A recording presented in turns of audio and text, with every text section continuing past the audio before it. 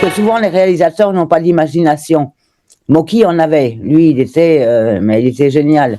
Mais les réalisateurs, en général, ils voient une personne comme ça, ils disent celle-là, on va la mettre comme ça, et puis voilà, femme d'affaires, avocate, mais ils ne vont pas chercher plus loin pour créer des personnages.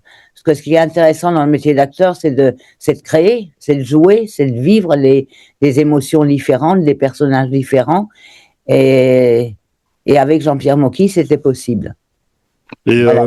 Dans les 24 films que j'ai fait avec lui, j'ai eu la chance de jouer des rôles très différents, en plus très bien accompagné de vedettes, ce qui n'est pas évident. J'ai eu la chance de rencontrer des grandes vedettes qui en fait étaient très simples, c'était des actrices. C'est-à-dire à ce moment-là, on les voit plus comme des vedettes, on les voit comme un personnage. Donc on joue de personnage à personnage. C'est très intéressant comme travail.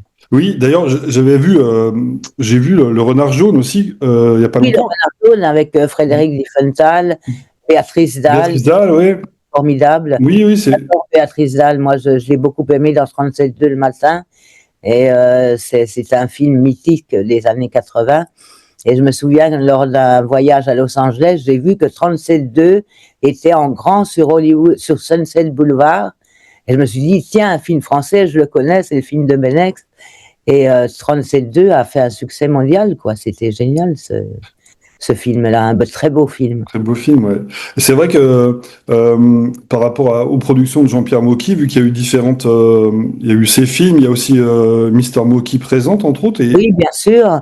Il a fait plus de 100 films de Mister Mocky présente, qui étaient des moyens métrages.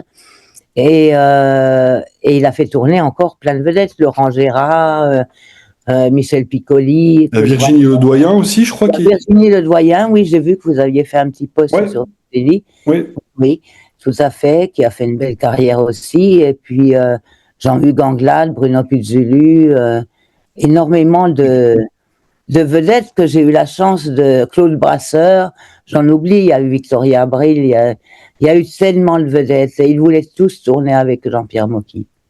Et je voulais savoir justement pour ces productions-là, pour avoir de telles vedettes, ces comédiens... Comment, pardon ? C'était des petits budgets. C'est des petits budgets, oui, c'est ça. Donc ils ont bien connaissance que leur cachet... Oui, ça, je crois que tous avaient connaissance que leur cachet, par rapport à ce qu'ils faisaient dans l'autre film, mais ils n'avaient pas le même plaisir artistique avec les autres. Donc avec Mocky, c'était quand même... faut faire dans sa vie, enfin, il fallait faire au moins une fois. Moi, j'ai eu la chance 24 fois de tourner avec Jean-Pierre Mocky parce que c'était quelqu'un qui avait plein d'imagination et d'une énergie débordante. Donc, c'était magique de tourner avec lui. C'était pas comme... C'est vrai, la dernière... Enfin, je vais pas parler des autres films, mais il y a des films où on s'ennuie. Mm-hmm. Avec Mocky, on s'ennuie jamais. Et on apprend tout le temps. Et justement, en fait, est-ce que par rapport au tournage, parce que vous en avez vécu beaucoup, il y a une sorte de préparation, il y avait une sorte de storyboard de Jean-Pierre Mocky ou c'est plus non, enfin, il y a eu beaucoup de préparation pour Le Soulier de satin de Manuel de Oliveira, par exemple. Là, c'est un film, j'ai été sélectionnée au bout d'un an. Il a vu tout Paris pour jouer le rôle de Donia Proez. Et j'étais brune et il voulait une blonde. Donc, lui, il a eu l'imagination de me teindre les cheveux en blanc. Et enfin, de me décolorer les cheveux en blanc. Et là, j'ai passé 6 mois au Portugal, au studio de la Tobis à Lisbonne. Et moi, je pensais que c'était pas vrai. Je pensais qu'il pouvait pas me prendre. Je me suis dit, il y a tellement d'actrices, il y a tellement de gens qui sortaient du conservatoire, justement, ou de la comédie française. Et je me suis dit, avec tous ces acteurs, il y a Marie-Christine Barrault aussi qui joue dans le film. Et je me suis dit, c'est pas possible qu'une actrice comme moi, débutante, puisse faire qu'il me choisisse pour faire un rôle.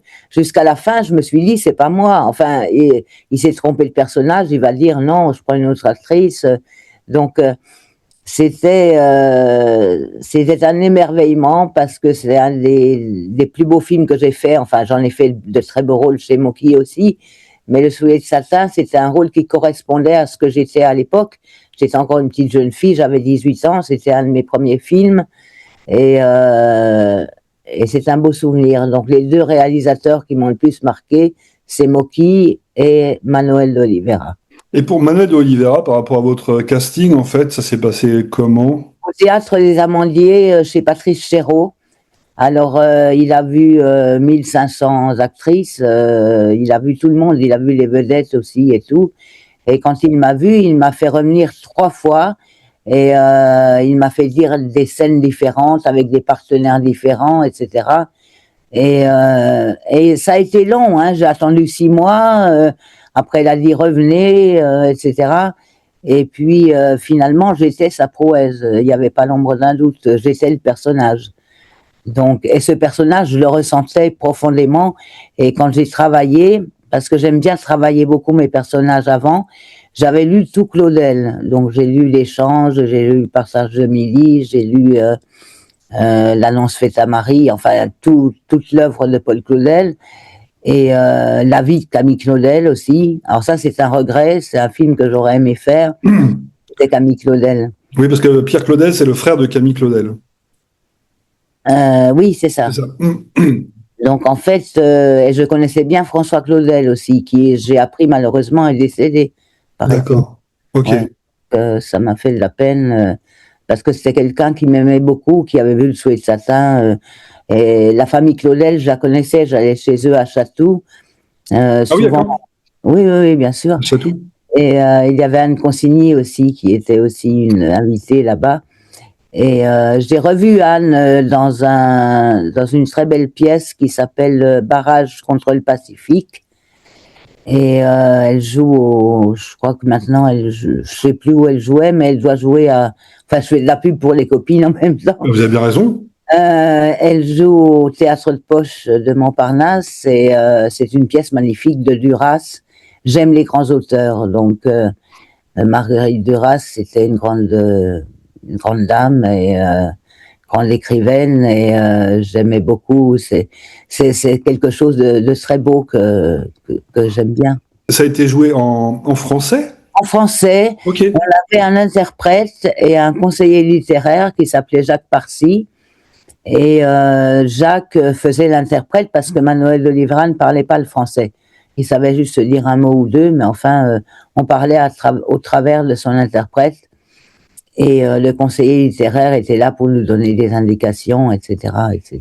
D'accord. La durée du film, c'est improbable, c'est 6h50. C'est 6h50, oui. Alors, on peut l'avoir en DVD, il est en 3 parties, il y a 3 DVD, et vous avez tout Le Soulier de satin, 6h50. Mais lorsqu'il a été projeté au cinéma, il a été projeté au Festival de Cannes en 85. Et en fait, là, on a fait un film de 3 heures.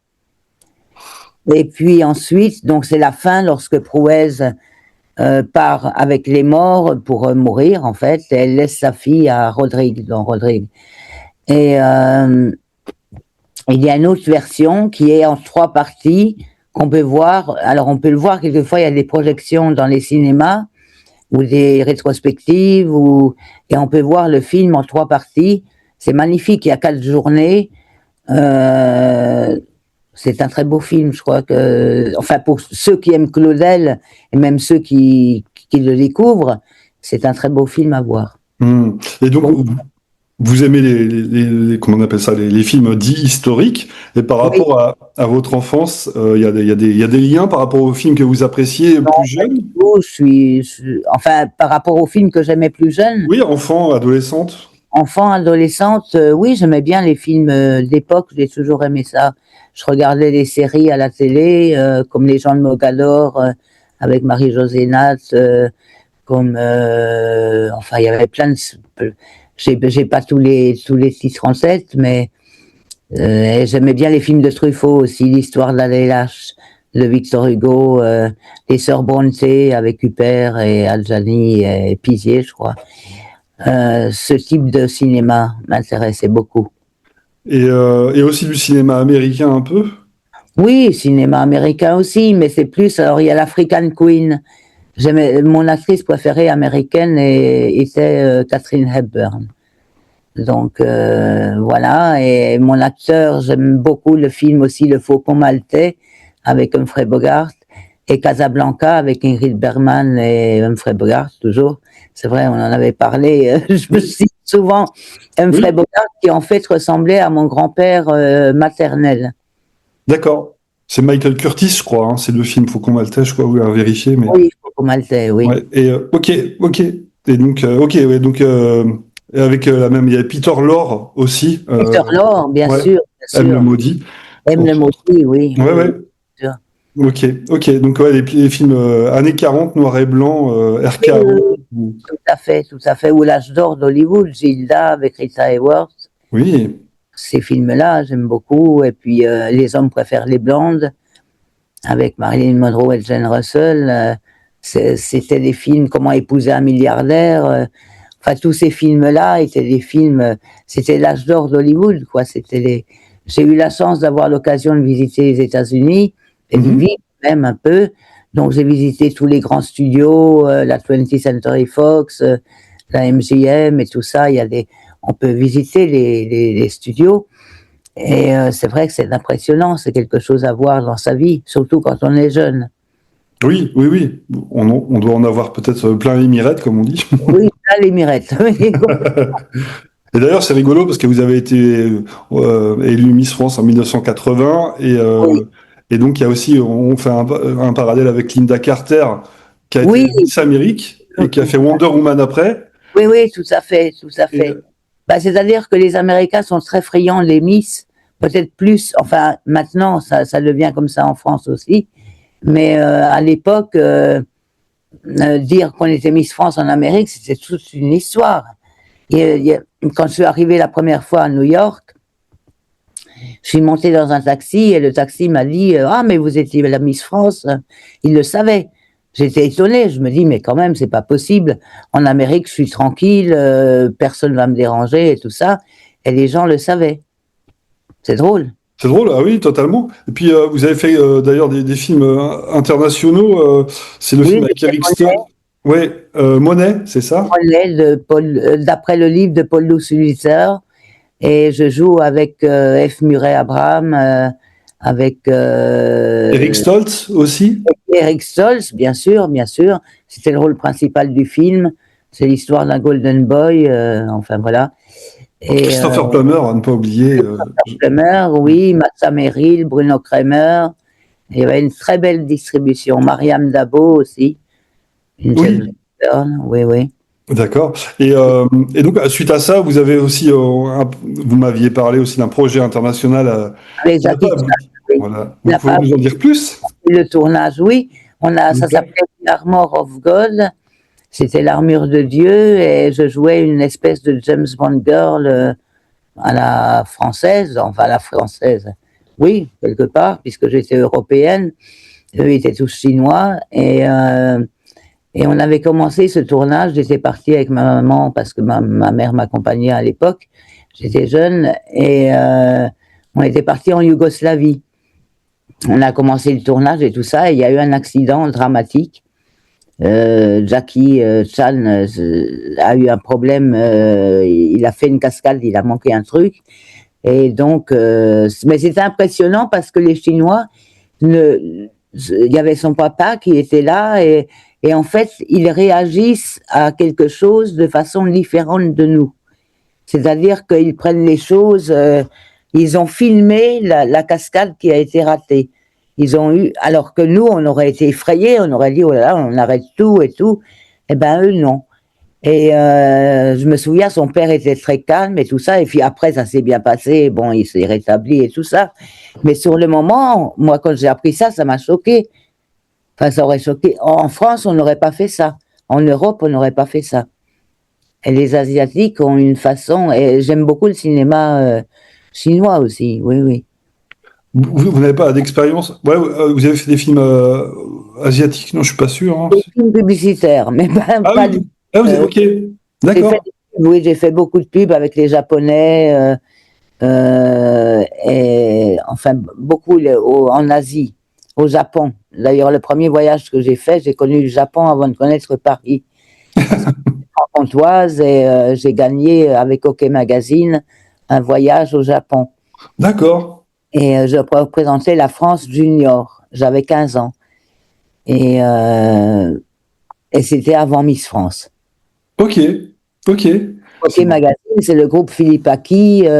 C'était les magazines Paris Match, lui, Playboy, enfin tout le groupe achète, maintenant je crois que ça s'appelle, oui, achète Philippe Aki toujours. Et le film avec Jackie Chan, c'était un rôle principalement de femme fatale ou il y avait des scènes d'action Non, il y avait quelques scènes d'action, il y avait un rôle de femme fatale évidemment. Et j'étais choisie pour ce film, on avait fait les essais, on avait commencé à tourner, et patatrac, malheureusement ça s'est arrêté, c'est dommage. Oui, et quand c'est comme ça, la Ben production là, s'est arrêtée ah oui, parce que l'accident était quand même important, donc ils n'ont pas pu faire le film. On a d'accord. dû arrêter, c'était quand même grave. Donc, Ok, ouais, d'accord. non. Pour revenir à votre collaboration avec Jean-Pierre Mocky, par rapport au film dans lequel vous êtes plus épanoui pour les personnages, on peut citer La vous, machine à découdre. pardon, la machine. Ah oui, oui. Alors bizarrement, étant donné que je suis une femme et que le film est très misogyne, puisque je me balade toute nue dans ce film, alors qu'en fait, mais c'est l'histoire qui est intéressante, l'histoire de Gilles Breuer, qui a écrit ce livre, qui était un fou, d'après ce que j'ai compris. On l'a enfermé dans un asile d'aliénés. Il a écrit quelques livres et et le rôle que joue Jean-Pierre Mocky, c'est le rôle d'un médecin fou qui veut construire un hôpital pour les aveugles. Donc en fait, ça part d'un bon sentiment et personne ne veut lui donner d'argent. Alors les gens préfèrent acheter des conneries, enfin des piscines, des je sais pas quoi, et ils veulent pas lui donner d'argent pour son hôpital. Alors il descend tout le monde avec son Meiser, etc. Et il tombe sur une danseuse, enfin une fille qui chante l'opéra comique, qui est jouée Liliane, donc qui est jouée par moi. Et il lui donne un habit comme ça, et puis il lui prend tous ses vêtements, parce qu'il est fou. Et alors cette fille se trouve en train de se trimballer toute nue, mais il n'y a jamais d'acte sexuel entre ce personnage et d'autres personnes. C'est uniquement qu'elle se balade comme ça, parce qu'elle est paumée, elle ne sait pas très bien quoi faire de sa vie, elle rencontre cet homme, et ça lui donne une raison de vivre, parce que de toute façon, elle est foutue à l'avance. Donc ça m'intéressait de jouer ce personnage complètement paumé, à la différence du Soulier de Satin, qui est un film en costume. Oui. Et non seulement un film en costume, mais avec une histoire platonique, avec ce Rodrigue, dont Rodrigue, qu'elle aime, mais qu'elle ne verra jamais. Elle ne le touchera même pas, d'ailleurs. C'est un amour impossible. Il y a aussi un film de Jean-Pierre Mocky que vous avez tourné avec Jean-Claude Dreyfus. Oui, le style. Oui, un bon souvenir? Oui, un super souvenir, parce qu'en plus, ma fille joue. Et il y a Dominique Zardy, que j'aimais beaucoup, l'homme aux 500 films, il faut en parler de Dominique. Oui. Et en fait, il a un masque à la Eric von Stroheim, qui était un des maîtres de Jean-Pierre Mocky. Et Dominique Zardy joue ce personnage, et ma fille le voit parce qu'elle est elle a été témoin d'une violence, enfin de violences qui ont été faites en extérieur, enfin je me souviens plus exactement. Et alors, elle a peur. Et c'est son premier film. Enfin, elle avait fait déjà Tout est calme en 98, lorsque j'avais retrouvé Mocky après mon voyage aux États-Unis, et j'ai tourné avec lui. Et en fait, elle jouait une petite lanceuse de couteau, une petite fille. Donc voilà. Et puis ensuite, elle a tourné dans Le Deal. Et ensuite, elle l'a même mise en scène dans un film qui s'appelle Marlowe. Où il joue, dites-moi, enfin un film qui s'appelle Marlowe. Et il y a Ludovic Bertillot qui joue, aussi Jacques Attali, qui joue, oui, il joue un curé. Et puis, enfin, c'était très drôle, quoi. Et ce petit court-métrage, en fait, c'est vraiment intéressant. Elle a eu un très bon contact avec Jean-Pierre Mocky, elle l'aimait beaucoup. D'accord. Et Marlowe, parce que après, en fait, votre fille a aussi tourné Nina, c'est ça? Oui, elle a tourné Nina, absolument. Ok, Il y a d'accord. Nina, d'après l'œuvre de Tchekhov, elle a fait une adaptation à elle. Et, euh, et en fait, moi, je jouais Arkadina. Donc, un beau rôle encore. Un beau rôle, le rôle d'Arkadina, une actrice sur la déchéance, puisqu'elle commence à devenir âgée. Et bon, elle n'a plus le même charisme qu'elle avait par le passé. Mais en fait, ça me gêne pas, moi. Vous savez, l'âge ne me fait pas peur. Personnellement, je trouve que on est bien à tout âge. Regardez Jane Fonda, Oui, cet âge-là, elle est toujours resplendissante. Donc, on peut être âgé et garder la forme. totalement. Puis un super film, c'est vous qui aimez aussi le cinéma de Billy Wilder, La Boulevard du Crépuscule, c'est ça avec Bien sûr, bien sûr, bien sûr, sur, avec Cécile Charis, non, c'est ça. comment, pardon? Cécile Charis, qui c'est qui joue? Ah, c'est Gloria Swanson, non, c'est pas? Gloria Swanson, Ouais. voilà. Avec Et, Eric Van Stroheim aussi, c'est marrant. oui, Oui. Schreim, oui, oui, oui, Ouais. absolument. Donc effectivement, oui, oui, De Moki, oui, oui, oui, oui. oui, tout à fait. Mais j'ai eu énormément de plaisir j'ai eu la chance de tourner 24 films avec Jean-Pierre Mocky. C'est pas tout le monde. Moi, l'acteur qui m'a le plus impressionné, c'est Michel Serrault. Parce que c'était quelqu'un de très simple dans la vie. Et en fait, c'est un acteur formidable. Dès qu'il arrivait sur un plateau, on voyait que lui, quoi. Et justement, par rapport à votre appropriation de rôle, alors Jean-Pierre Mocky, par rapport à ces scénarios, c'était écrit à l'avance par rapport au dialogue ou c'était un peu retravaillé? Parce qu'en Non, fait, ma question, ouais, c'est l'appropriation de votre texte. Vous avez une méthode pour retenir votre texte ou c'est assez simple pour vous? non, c'est assez simple. En général, j'ai pas de problème. Quand un rôle me plaît, je lis le scénario d'abord une première fois et très vite, en le relisant, j'ai une très bonne mémoire, donc je retiens très très vite. Pour le D'accord. Soulier de Satin, par exemple, je Mhm. savais tout le livre par cœur. Non seulement mon rôle, mais je connaissais le rôle des autres acteurs. Je connaissais tout le Soulier de Satin de Claudel. Et ça vous arrive d'ailleurs par rapport aux Souliers de Satin ou aux autres films de votre filmo, d'être invité à des projections et puis de parler des coulisses des films? Oui, ça m'est arrivé, ben, bien sûr, ça m'est arrivé sur le Soulier de Satin, justement, encore une fois. On l'a présenté à plein d'endroits, hein. Il a été présenté partout, le Soulier de Satin, dans le monde entier. Mais en France, ben, c'est lointain, puisque c'était en 1985. Mais il a été présenté, on a eu l'occasion d'en parler, ben, au Festival de Cannes, Mhm. 85. Il y avait Anne Consigny, il y avait moi-même, et puis Luis Miguel Sintra, un grand acteur de théâtre que j'aime beaucoup. Et c'était vraiment, c'était un super acteur, l'acteur qui jouait Don Rodrigue. C'est votre plus belle expérience cinématographique, à vous entendre un petit peu. Avec Moki, évidemment, je ne me permettrai pas de... Oui, tous les deux. tous les deux. En fait, j'avais fait ce choix au départ, et je crois que je me suis pas trompée. Moki et Olivera, Olivera et Moki.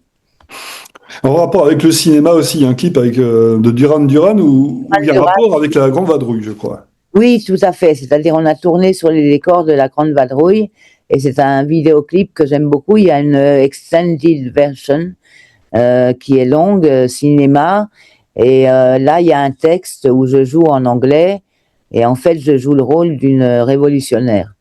Alors ça, c'est un rôle qui me correspondait bien aussi, parce que c'est dans ma nature. J'aime bien.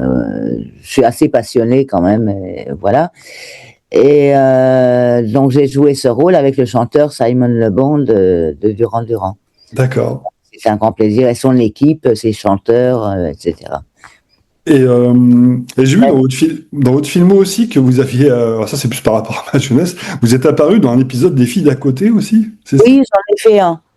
Mais à l'époque, j'étais pas très bien, donc enfin, c'était pas marqué sur l'écran, mais enfin, j'étais un peu, j'avais des petits problèmes, des petits soucis de santé, D'accord. mais j'ai réussi à faire cet épisode quand même. D'accord. Ok, ok, ça m'a fait sourire quand j'ai vu ça. Oui, oui, j'en ai fait qu'un, mais c'était du plaisir parce que il y avait, c'était comment il s'appelait, Marc Redler, non? C'est pas ça? Ah, oui, comment il s'appelle? Oui, Qui nous a quittés malheureusement. oui, tragiquement, dans un Eric, bateau, je crois. Tragiquement, oui, oui, oui, donc ça m'avait fait de la peine. Thierry, je crois, Thierry Redler. Thierry Redler. Et j'avais tourné aussi avec Philippe Nicolic, le chanteur des To Be Free, avec Roger Hanin dans un Navarro. Aussi, ok. Oui, dans un Navarro, et j'avais une scène avec Philippe Nicolic. D'accord. Et une pensée pour lui, puisqu'il nous a quittés aussi. Donc, oui, tragiquement, ouais. Tragiquement, et il était jeune, donc je trouve que c'est très, très triste quand de jeunes acteurs aussi jeunes, aussi talentueux, aussi beaux aussi, disparaissent. Bien sûr. On parle de jeunesse aussi, avec la jeune génération. Il y a une réalisatrice avec qui vous aimez travailler, c'est Aurélia Mangin. Aurélia Mangin, oui.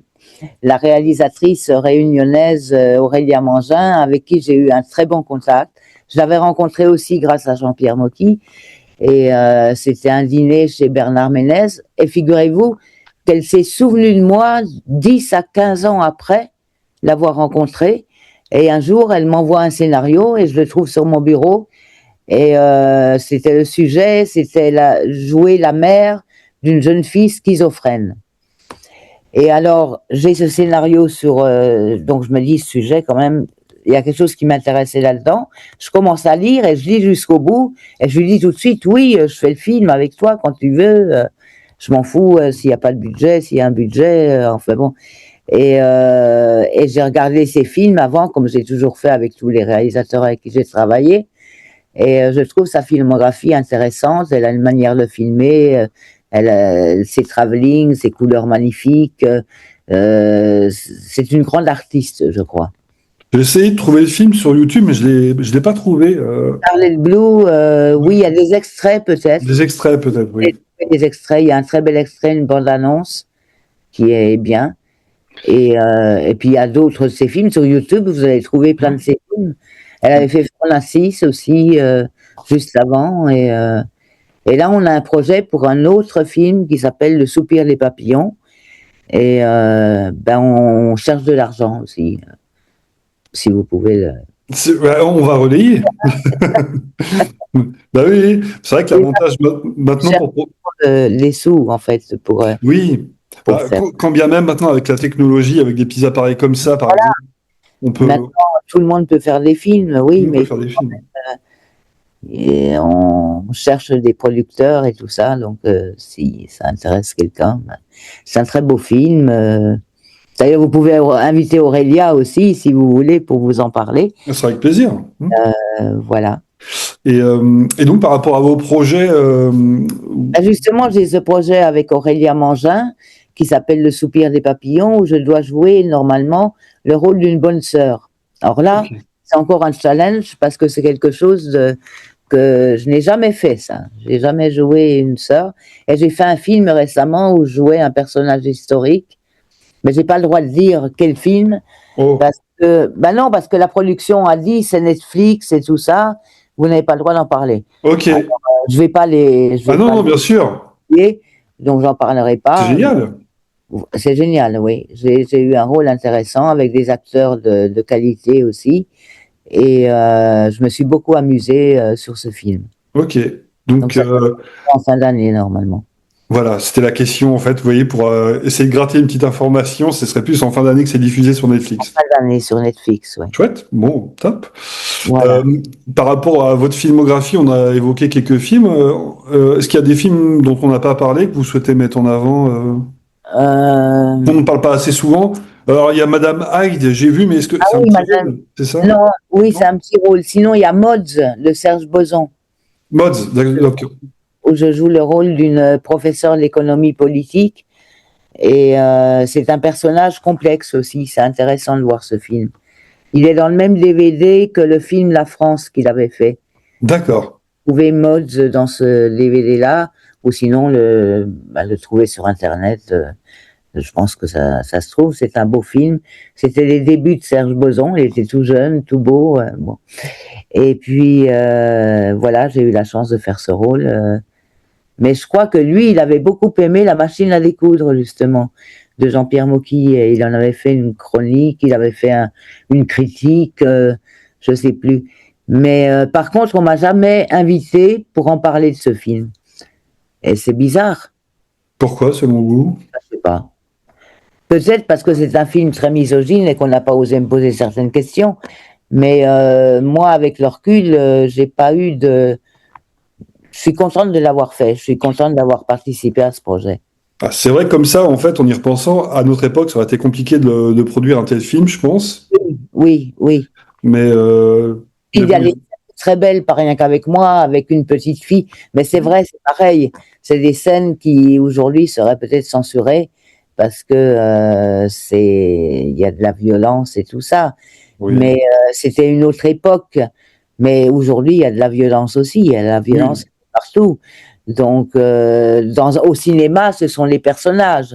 Donc, on peut incarner ce qu'on veut. bien Mais dans sûr. la vie, il faut pas le faire. Voilà. Oui. Et par rapport au cinéma, vous continuez donc à vous déplacer au cinéma pour voir des films ou plus à la Oui, maison, en VOD, des choses comme ça? non, non, non, je pense qu'il faut se déplacer dans les salles pour voir des films ou les regarder en DVD, mais ou avoir un home cinéma, un grand cinéma chez soi pour regarder des films. Mais c'est bien de se déplacer en salle. Moi, je suis nostalgique à ça. Je crois qu'il faut se déplacer en salle parce qu'on voit le film dans de bonnes conditions, dans une bonne salle. Voilà, et c'est un super moment qu'on passe à seul ou à plusieurs. C'est très agréable d'être dans une salle de cinéma. Faut aller en salle, oui. Voilà, ça. Et vous avez des coups de cœur récents ou vous avez des films que vous avez Je découverts? suis allée voir Marty Suprême parce que je voulais aller voir un film. Je voulais voir Timothée Chalamet. J'avais D'accord. pas pu jouer et je me suis dit c'est un jeune acteur, donc ça m'a bien amusé. Je voudrais aller voir le film sur Michael Jackson. Ah, ok. Ah oui, parce que c'est ma génération, Michael Jackson. Et quand je pense qu'il nous a quittés déjà, ça fait tellement longtemps, c'était quand même une vedette une légendaire. C'était une Mhm. légende, Michael Jackson. Donc, et moi, j'ai fait beaucoup de danse, donc aux États-Unis et en France. Et donc, Vous aimez les comédies musicales type Chicago ou pas forcément? si, j'ai vu Chicago et j'ai vu le film là, No Man's Land, c'est ça? Ah, La La Land? La La Land. Ouais. J'ai bien aimé. Avec l'actrice là qui joue bien Oui, son nom échappe avec Ryan Gosling. Emma Stone. Emma Stone, ouais. Ok, J'ai bien aimé ce film. Et d'accord. très moderne, très.